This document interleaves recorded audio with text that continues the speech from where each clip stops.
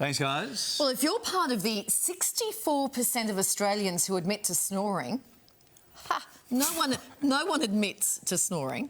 But anyway, or maybe one of the 20% who don't. Of doing it. Yes, there you go. yes. We might have a helpful hack for you.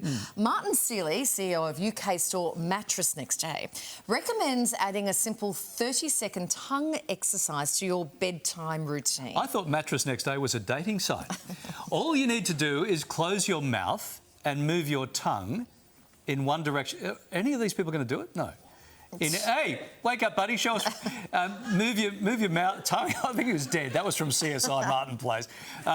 You move your tongue 10 times in one direction. He's trying. It's Thomas Markle there. And then you move your tongue in 10 times in another direction, and then a third direction for the final time.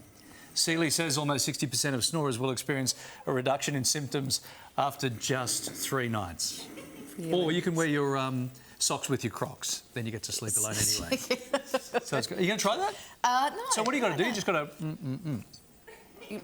Close mouth, tongue in one direction, but 3 different directions. And do it for 3 nights. For 30 seconds, I don't know.